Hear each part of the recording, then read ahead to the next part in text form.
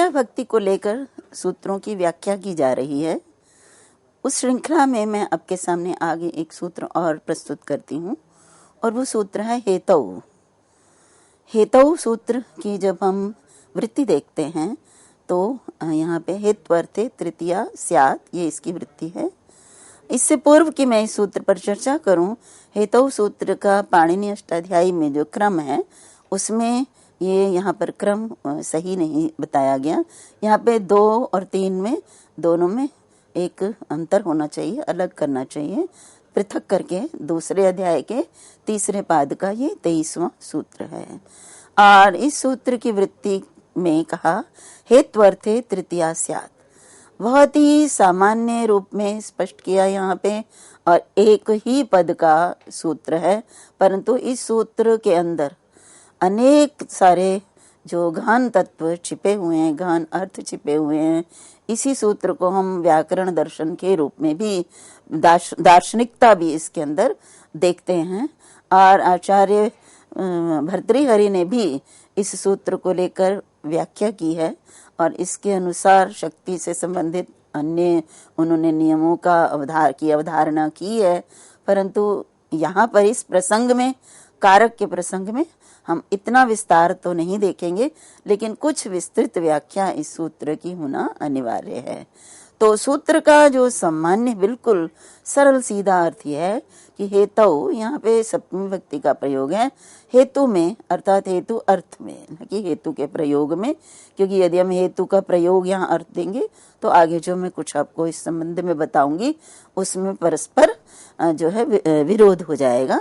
तो इसलिए यहाँ हेतु का अर्थ है हेत्वर्थे, अर्थात हेतु के अर्थ में तृतीया भक्ति का प्रयोग होता है।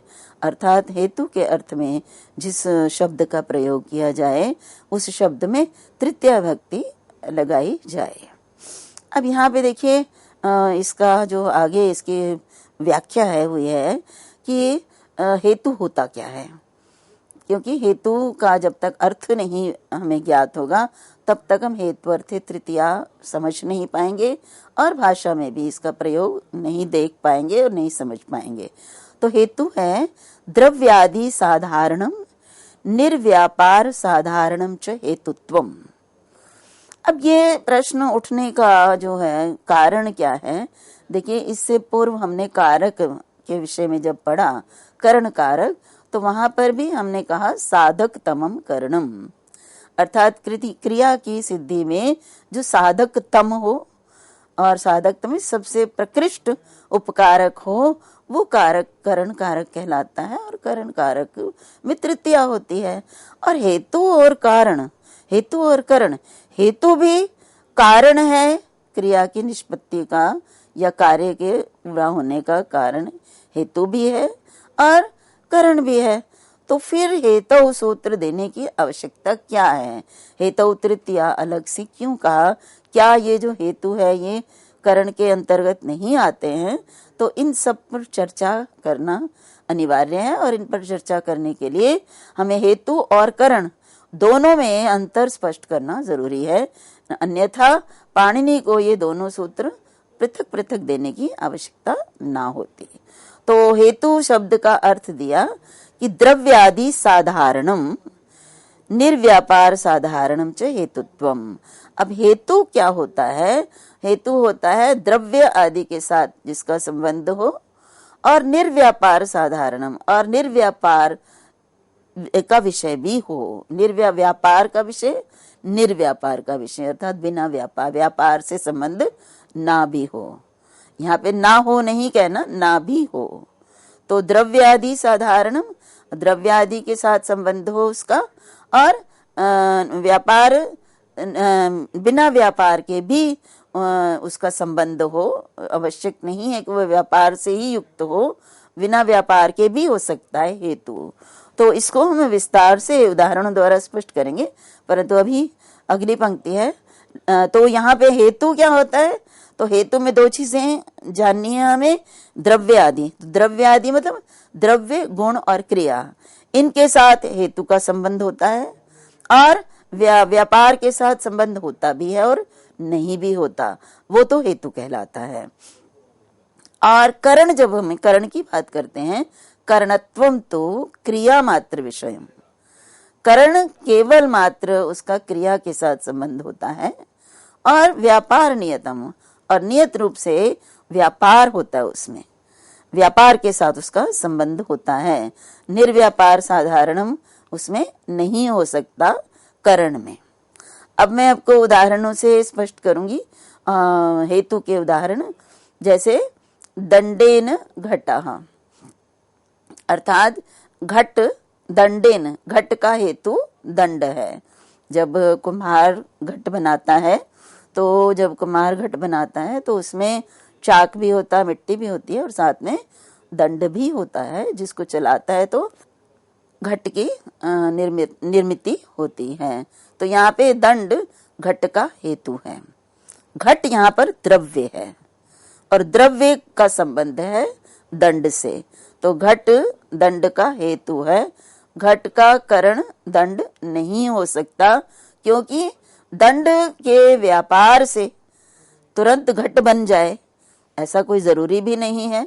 आप दंड चलाते हो, दंड चला के साथ साथ उसमें उसकी आकृति को भी रूप देते हो, उसमें जल भी प्रयोग करते हो, तो दंड चलने के बाद भी अनेकों कार्य होते हैं।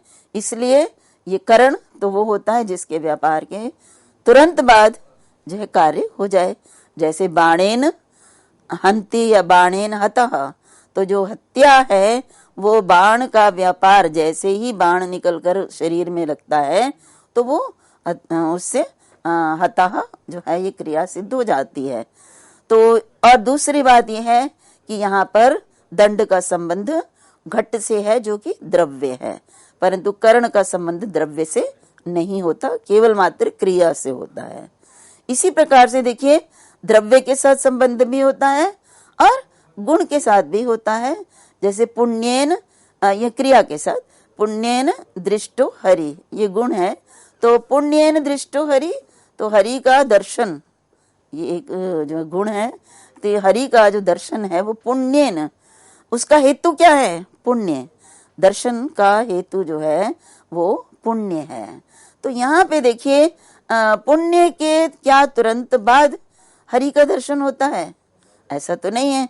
हरि दर्शन के लिए तो इस जन्म की में क्या, पूर्व जन्म में भी किसी ने बहुत अच्छे कर्म किए होते हैं, तो उनके परिणाम स्वरूप, और इस जन्म में भी किए गए कर्मों के परिणाम, पुण्य कर्मों के परिणाम स्वरूप कभी जाकर हरि के दर्शन होते हैं। तो यहाँ पे हरि दर्शन का कारण नहीं है पुण्य, अपितु क्या है? पुण्य हेतु है, उनको सहायता, सहायक है हरि के दर्शन में। इस समय उसके व्यापार से इस समय पुण्य करूं, मैं ये चाहूं कि मैं अभी पुण्य करूं और मुझे हरि दर्शन हो जाए, तो ये संभव, बहुत असंभव तो कुछ भी नहीं दुनिया में, लेकिन ये मानना पड़ेगा कि इतना इस प्रकार से नहीं हो सकता।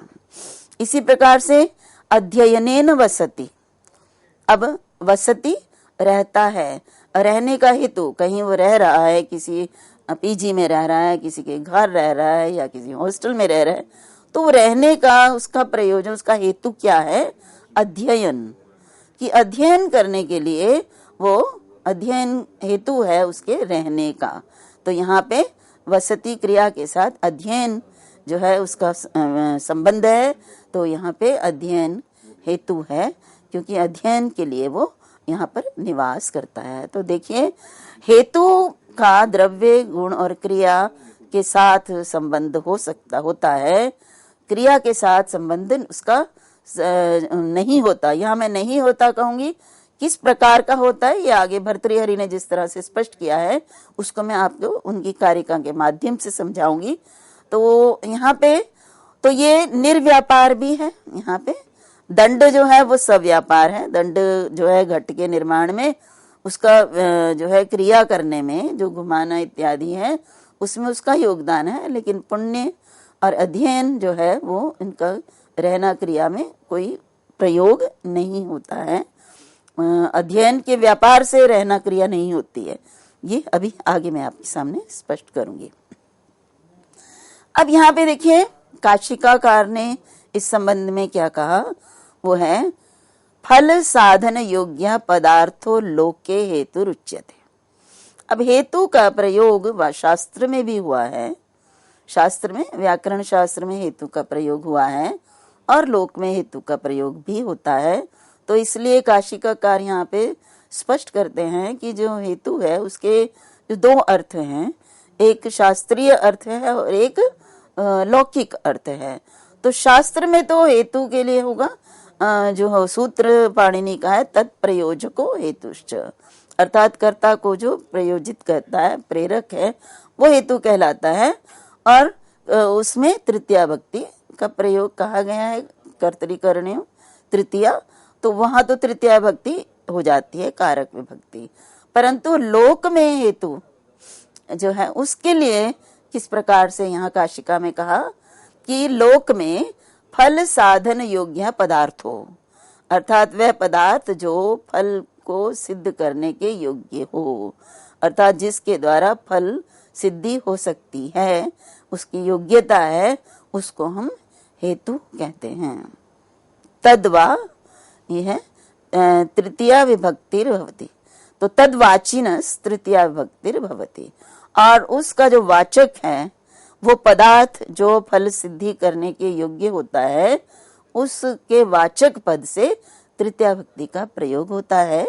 जैसे उदाहरण दिए यहाँ काशिकाकार ने 3, धनेन कुलम, कन्यया शोकः, विद्यया यशः। तो कुल का हेतु है धन, अर्थात कुल धन से होता है, कुल की प्रसिद्धि हो धन के कारण, तो धन हेतु है। ऐसा नहीं कि धन का व्यापार होने पर कुल बनेगा, तो धन जो है वो हेतु के रूप में है। इसी प्रकार कन्या या शोक, शोक का हेतु है कन्या, कन्या के व्यापार से शोक नहीं होता है। इसी प्रकार से विद्या या यश, विद्या यश का हेतु जरूर है लेकिन यश का कारण नहीं हो सकता। बहुत सारे लोग ऐसे भी होते हैं जिनको विद्या प्राप्त होती है, बहुत विद्वान होते हैं, परंतु फिर भी यश प्राप्ति उनको नहीं होती है। तो ये हेतु के उदाहरण हैं। इसके बाद अनिष्पादयन्नपि फलम तत्साधन योग्य पदार्थो। अब यहाँ पे पुनः ये स्पष्ट किया कि हेतु क्या होता है। हेतु होता है अनिष्पादयन्नपि फलम, यद्यपि वो फल की निष्पत्ति नहीं भी करता, परंतु उसको फल को सिद्ध करने की योग्यता जिसमें होती है, जिस पदार्थ में, वो हेतु कहलाता है। अब वाक्य पदीय में हेतु के संबंध में जो कारिका दी हुई है वो आपके सामने है, और वो है द्रव्य आदि विषयो हेतु कारकम नियत क्रियम कर्ता कर्तांतरापेक्षा क्रियायाम हेतु रिष्यते। अब यहाँ पे कहा कि द्रव्य आदि विषयो हेतु, हेतु द्रव्य आदि का विषय है। मैंने अभी आपको बताया द्रव्य गुण क्रिया का विषय हेतु होता है, और कारकम नियत क्रियम, और जो कारक किसको कहते हैं, नियत रूप से जो क्रिया के साथ जो है क्रिया का विषय होता है। तो इस प्रकार से कहा कि हेतु जो है वो उसका क्रिया से उस प्रकार से संबंध नहीं होता। अब आगे का षष्ठी हेतु प्रयोगे सर्वनामनस तृतीया च अन्नस्य हेतु हो। इससे पूर्व के मैं आपको अभी आगे षष्ठी की बात या हेतु के साथ लगने वाली और विभक्तियों की बात करूं, मैं यहाँ पर आपको दर्शन के रूप में कुछ आपको बताना चाहती हूँ कि इसके अंदर दार्शनिक तत्व जो आचार्य पाणिनि ने दिए हैं उसको भी स्पष्ट करना अनिवार्य है। आचार्य पाणिनि ने कारण और हेतु को जो पृथक पृथक लिया है, वो यदि हम न्याय दर्शन या वैशेषिक दर्शन की बात करें तो वहां पर जब कारण की बात आती है, देखिए हेतु भी कारण है यहाँ पे और करण भी कारण है, दोनों ही कारण है क्रिया सिद्धि में। तो हेतु क्या है और करण क्या है, इसको अगर हम दार्शनिक दृष्टि से देखें तो न्याय दर्शन या वैशेषिक दर्शन में जो 3 प्रकार के कारण बताए हैं, एक है जो है समवायी, असमवायी और निमित्त कारण। तो यहाँ पे जो 3 प्रकार के कारण वहां अलग अलग से बताए हैं, उनमें से देखिए समवायी कारण अर्थात यत् समवेतम कार्यम उत्पद्यते, अर्थात जो समवाय संबंध से, अर्थात जिसके तुरंत बाद जो है कार्य उत्पन्न होता है, कार्य सिद्धि में जो समवेत संबंध से उसमें रहता है, वो जो है उसको तो हम क्या कहते हैं कि समवायी कारण है, या उसी को हम करण भी कहते हैं। और अन्य जो उसमें सहायक होते हैं उनको उन्होंने दो और नाम दिए, एक असमवायी और एक निमित्त कारण। और उन्हीं को आचार्य पाणिनि ने यहाँ पे हेतु के रूप में प्रस्तुत किया है, जो क्रिया सिद्धि में सहायक तो होते हैं परंतु क्रिया सिद्धि में समवेत रूप से वो नहीं रहते हैं। तो ये इस प्रकार से यहाँ हम देख सकते हैं कि जो भारतीय दर्शन का जो सिद्धांत है वो यहाँ आचार्य पाणिनि ने भी अपने अष्टाध्यायी में प्रस्तुत किया है। अब यहाँ पे देखिए, अब ये जो हेतु है, तो हेतु के लिए हेतु सूत्र द्वारा तृतीया भक्ति का प्रयोग है, परंतु हेतु के साथ अन्य विभक्तियां भी प्रयुक्त होती हैं, जिनको कि हम आगे आने वाले जो कार्य इसमें आपके सूत्र हैं उनमें हमें प्राप्त होंगी। लेकिन यहाँ पर क्योंकि उनको जानना भी अनिवार्य है, जैसे एक सूत्र आगे आएगा, षष्ठी हेतु प्रयोगे, अर्थात जब हेतु शब्द का प्रयोग किया जाता है तो षष्ठी भक्ति होती है। तो यह अपवाद है हमारे हेतु सूत्र का, क्योंकि हमने कहा है कि हेतु के अर्थ में तृतीया होती है, परंतु जब यहाँ पे सूत्र है कि अगर हम हेतु का प्रयोग, तो हेतु के अर्थ में हेतु का भी प्रयोग हो सकता है, लेकिन हेतु का शब्द का यदि हम प्रयोग करते हैं तो फिर वहां पर षष्ठी भक्ति होगी। और पुनः फिर आगे और सूत्र भी है कि सर्वनामनस तृतीया च, और जब सर्वनाम का प्रयोग होता है तो हेतु में तृतीया भक्ति का प्रयोग होता है। तो मैं आपके सामने उदाहरण प्रस्तुत कर रही हूँ। अन्नस्य हेतोः, अर्थात अन्नस्य हेतोः, यहाँ हेतु शब्द का प्रयोग किया गया है शब्दशः, इसलिए अन्नेन नहीं होगा, अन्नस्य ही प्रयोग होगा। और ये कहा कि यदि सर्वनाम शब्द का प्रयोग है तो हेतु शब्द में तृतीया और षष्ठी दोनों होंगी। तो सूत्र सर्वनामना तृतीया च, तो तृतीया भी होगी और षष्ठी भक्ति भी होगी। तो यहाँ पे जैसे कस्य हेतु हो, किम शब्द है, सर्वनाम शब्द है और हेतु का प्रयोग किया गया है, इसलिए यहाँ किम शब्द में षष्ठी भी होगी कस्य हेतु, और तृतीया भी होगी केन हेतुना, ये भी विभक्ति यहाँ पे होगी। तो इस प्रकार से आगे भी इसी प्रकार दिया, क्रिया करण और उसमें अंतर, हेतु के अंतर दिखाने के लिए आचार्य भर्तृहरि ने पुनः एक और कारिका दी, जिसको मैं आपको स्पष्ट कर चुकी हूँ उस अर्थ को। क्रिया ये करणं तस्य दृष्टा प्रतिनिधिस्तदा हेत्वर्थातु क्रिया तस्मात् न स प्रतिनिधीयते।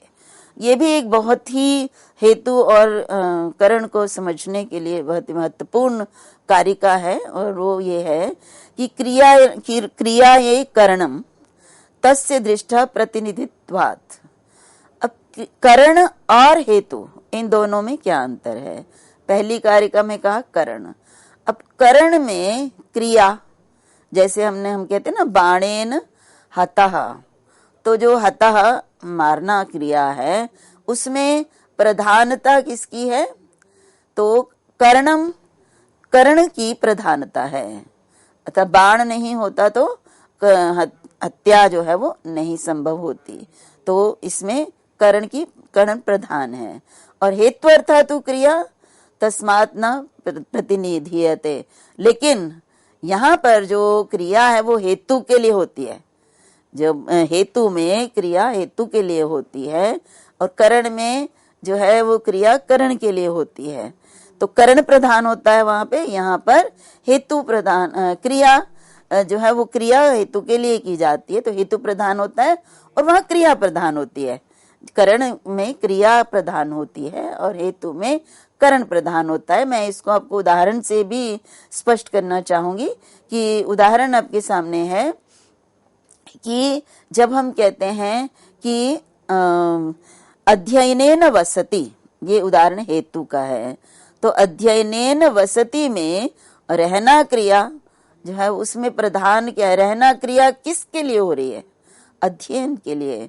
तो इसमें हेतु में हेतु जहाँ पे है उसमें अध्ययन क्रिया प्रधान नहीं है, वसति क्रिया प्रधान नहीं है, अध्ययन प्रधान है, कि अध्ययन प्रमुख है, इसलिए अध्ययन के लिए वो निवास कर रहा है। तो यहाँ हेतु प्रमुख है। और यदि हम कहते हैं बाणेन हता, तो यहाँ पे बाण प्रमुख नहीं है, प्रमुख क्या है? हत्या। तो हत्या होना है, उसमें बाण सहायक हैं। तो यहाँ करण और हेतु, इन दोनों में एक सबसे बड़ा अंतर जो प्रस्तुत कारिका के द्वारा हमें प्राप्त होता है वो ये होता है कि जो हेतु प्रधान होता है, जब क्रिया प्रधान नहीं होती है, क्रिया या जो अन्य द्रव्य इत्यादि हैं वो हेतु के लिए होते हैं, लेकिन क्रिया के लिए करण होता है। तो जो करण वो होता है जो क्रिया के लिए होता है, क्रिया प्रधान उसमें होती है, और हेतु वो होता है जो हेतु प्रधान होता है और जिसके लिए क्रिया की जाती है। तो इस प्रकार से यदि हम कहें कि यहाँ हेतु और करण में क्या क्या अंतर हैं, तो प्रमुख रूप से हम यही कहेंगे कि हेतु जो है उसमें हेतु सव्यापार भी होता है, निर्व्यापार भी होता है, उसका संबंध और द्रव्य से संबंध भी होता है, क्रिया से भी होता है, गुण से भी होता है, जबकि करण का संबंध केवल मात्र क्रिया के साथ ही होता है। यदि क्रिया के साथ जब हम करण की परिभाषा देखते हैं, सूत्र देखते हैं, तो कर्तुरी साधक तमम करणम हम कहते हैं, और साधक तमम करणम का अर्थ है कि जो क्रिया की सिद्धि में सबसे अधिक प्रकृष्ट उपकारक हो। तो क्रिया की सिद्धि, तो क्रिया के साथ जब तक वो क्रिया की सिद्धि नहीं करेगा तब तक वो करण कारक नहीं हो सकता है। तो इसलिए यहाँ व्यापार सव्यापार ही होगा और केवल मात्र क्रिया से ही संबद्ध होगा, तब तो वो करण कहलाएगा। और एक अंत जो इन दोनों में से बड़ा अंतर जो वाक्यपदीकार के द्वारा, कारिका के द्वारा हमारे सामने आया कि जो करण कारक है वो द्रव्य वो तो हमने किया ही है कि द्रव्य आदि विषयों, ये मैंने अभी बताया, परंतु यहाँ पे कहा कि क्रिया यही करणम, जो करण होता है वो क्रिया के लिए होता है, अर्थात उसमें क्रिया प्रधान होती है, जबकि हेतु जो है उसके लिए क्रिया होती है, तो हेतु का प्रतिनिधित्व होता है। तो इसलिए ये अंतर है हेतु और करण में। और जब हेतु अर्थ होता है तो भी तृतीया विभक्ति लगती है, और करण अर्थ में भी तृतीया होती है, लेकिन उनमें सूत्र भिन्न भिन्न होते हैं और प्रयोजन और कारण भी भिन्न भिन्न होते हैं। हेलाराज जो कि भर्तृहरि के वाक्यपदीय के टीकाकार हैं, उन्होंने भी इस बात को किस प्रकार से स्पष्ट किया। कारक विषये क्रिया प्रधानम कारकम गुणभूतम हेतु विषये तो विपर्ययः इत्यनेनपि कारकात् हेतोर व्यतिरेका उक्तः। तो कारक और इसमें हेतु में, कारक मीन्स करण कारक और हेतु, इन दोनों में अंतर बताते हुए हेलाराज ने भी कहा कि कारक विषये क्रिया प्रधानम कारकम गुणभूतम। तो कारक जब हम कर्ण कारक कहते हैं तो उसमें क्रिया प्रधान होती है, और कारक गुणभूतम गौण होता है, मुख्य प्रयोजन क्रिया होती है, उसकी सिद्धि होना। और हेतु विषय, और हेतु जब हम कहते हैं तो उसमें विपर्य होता है, विपर्य मीन्स इसका विपरीत होता है, उसमें क्रिया प्रधान ना होकर हेतु प्रधान होता है। तो इत्यनेन अपि कारकात् हेतु व्यतिरेका उक्ता। तो इससे भी कारक और हेतु दोनों में अंतर प्राप्त हो जाता है। तो इस प्रकार से हमने देखा कि किस प्रकार से हेतु में तृतीया और करण में तृतीया में दोनों में किस प्रकार से अंतर है। अब यहाँ पे देखिए एक और विशेष बात जिसपे चर्चा होनी चाहिए, वो है गम्यमानापि क्रिया कारक विभक्तौ प्रयोजिका। अब हमें हमारे सामने एक प्रश्न उठता है कि यदि कर्ता कारक का संबंध क्रिया से होता है, क्रिया के द्वारा ही कारक का निर्धारण होता है, तो जहाँ क्रिया प्रयुक्त नहीं होती है वहां पर कारक के द्वारा विभक्ति किस प्रकार से लगाई जा सकती है। तो उसमें कहा कि क्रिया तो होती ही है, क्रिया के बिना तो संसार में कोई कार्य होता ही नहीं है। इसलिए कहीं पर क्रिया स्पष्ट प्रयुक्त होती है, कहीं नहीं होती है। तो जहां पर क्रिया गम्यमान होती है, अर्थात प्रत्यक्ष रूप में वहां नहीं दिखाई देती है, गम्यमान होती है, वहां कारक वो क्रिया, गम्यमान क्रिया कारक विभक्ति के प्रयोग का कारण होती है। जैसे अलम श्रमेण, तो यहाँ पे देखिए श्रमेण में तृतीया विभक्ति है, लेकिन यहाँ पे कारक विभक्ति है, लेकिन यहाँ पर वो क्रिया है नहीं है। तो उस क्रिया, वो गम्यमान क्रिया क्या है कि श्रमेण साध्यम नास्ति। अलम श्रमेण का मतलब श्रम जो है मत करो, तो कहने का तात्पर्य है कि क्यों ना करो, क्योंकि श्रमेण साध्यम नास्ति। ये जो साध्यम, जो साधन क्रिया है, ये गम्यमान है, और इस साधन क्रिया के प्रति श्रम जो है वो क्या है, कारण है। तो इसलिए यहाँ श्रम साधन क्रिया जो कि गम्यमान है उसका करण है, इसलिए इसमें साधक तमम करणम से इसको करण कारक कहने के बाद इसमें तृतीया भक्ति का प्रयोग किया गया है। इसी प्रकार से देखिए एक अन्य उदाहरण, शतेन शतेन वत्सान पायति पयः।